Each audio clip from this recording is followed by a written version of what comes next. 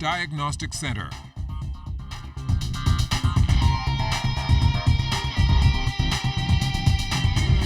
I'm Mama John Knowles with your Saturday sports. Well, the Long Island Regatta is winding down and we are getting closer to crowning the 2019 champion. But before we do, we hear from our Charles Fisher, who is there and gives us this update from the regatta.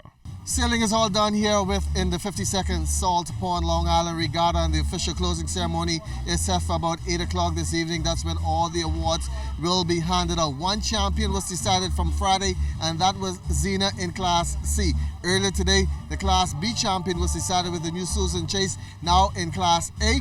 That one will have to go until later on this evening when they announce it, because it was tick and tack throughout. So we're not going to jump the ship and say who won that. We'll have to wait on the official closing ceremony to announce the winner for Class A. But what we can tell you, they sailed 3 races here today, 2 in Class A and 1 in Class B, and then they were set to sail a few more races. But once again, wind was a factor.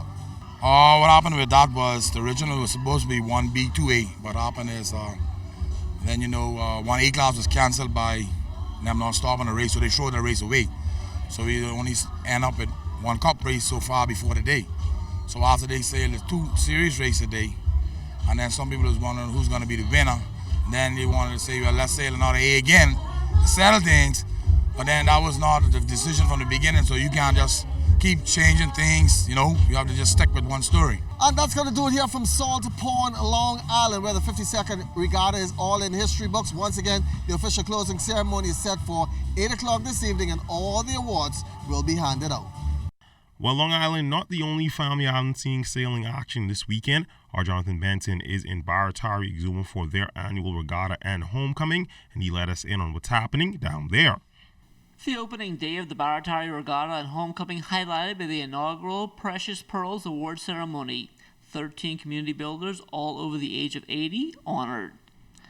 Now, despite inclement weather conditions, one series race was completed with Golden Girl coming out on top in the 8th sloop field. Before the race started, we had just about light 8 knots wind, but as we started to sail, we had a front coming from the north, and as the race came down, as the race continued, we had a little more breeze come from the north, and we was able to come through with it. Homecoming and regatta, definitely a time for family and friends to reconnect, and that's exactly what Dorian Roach is doing. We have a house here. My dad is from here, but I haven't been here probably in about 30 years to homecoming, and I'm really excited. We're also having a family reunion, so I'm seeing lots of my family I haven't seen for a while, and BARRETARRE is full of nice, friendly people, so I'm having a good time, yeah. Jonathan Benson, ZNS Total Sports. And the major challenge ahead for the country's junior girls national basketball team, as the team is set for some action later this summer. Our Kelsey Johnson tells us more in this report. There are some new faces mixed with the old. In the end, head coach of the junior girls basketball team, Varel Davis, is hoping that the country's youngest set of ballers can come together and play as a unit to net a win and qualify for round 2. And even though the team doesn't leave until this summer for Puerto Rico, Davis made the first cut on Saturday. We have a variety of girls to share. We have about 3 from Freeport that we are going to carry, and the rest of them come from the Providence theme. This year, what I like with this year, we have a lot of speed this year, a lot of height this year finally. The girls have been working hard for almost a month plus now, and I think with this makeup of the team, we should do a very good job in the tournament. As she paces the sidelines during practice sessions, Davis is strategically putting a new offense together, one that includes the post players. I'm happy to say we have about 5 big men to represent us, and I'm happy because we have a rebounding ability now with Aaron, who's 6'2". You have Michelle, who played with us in the past. We have Rahima, also who's 6 foot. So I'm happy to see that this team is made up of height this year, and instead of just the guards. The team that we're going against, they're very athletic.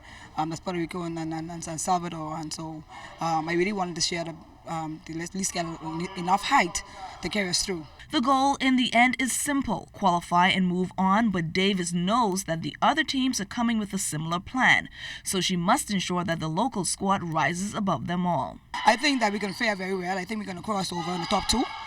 excited because the only person that we really concerned of in our pool is Puerto Rico. The other team, I think in the past we have beaten them.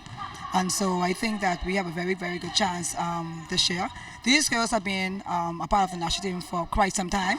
And so the experience that they got over the past few years traveling with us plays a very good factor.